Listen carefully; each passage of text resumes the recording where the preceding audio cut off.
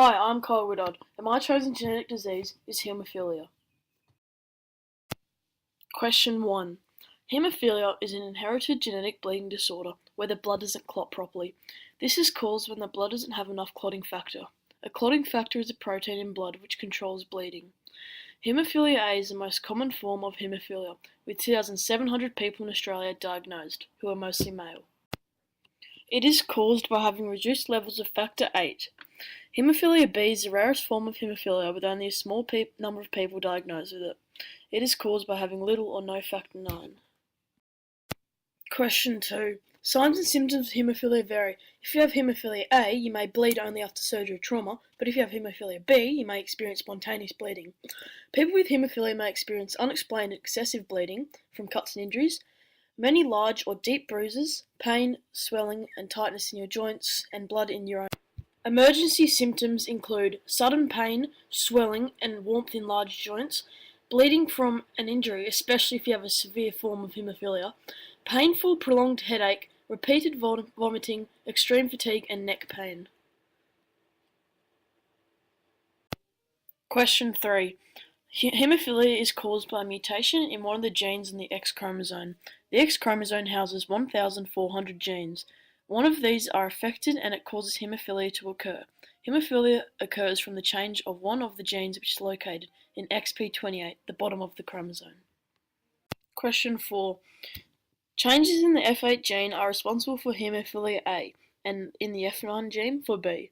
The F8 gene provides instructions for making a protein called coagulation factor VIII, and coagulation factor IX is produced from the F9 gene.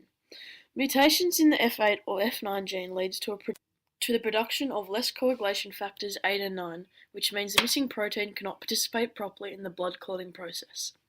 The mutations in the two factors causes haemophilia A and B. Question 5. The inheritance pattern for haemophilia is recessive. It's called a X-linked recessive pattern, which means that the genes associated with the inheritance of this disease is the X chromosomes, which are the sex genes. If a mother is a carrier, it is a 50% chance each son will have haemophilia, and a 50% chance each daughter will be a carrier of the gene. If the father has haemophilia, all daughters will be carriers, and no sons will have haemophilia. If the mother is a carrier and a father has haemophilia, it's a 50% chance each son will have haemophilia, a 50% chance each daughter will be a carrier, and a 50% chance each daughter will have haemophilia. Question 6. Haemophilia is diagnosed through blood testing to determine if clotting factors are at a low level or missing. They can tell this through seeing if your clotting factor level in your blood is below 50%.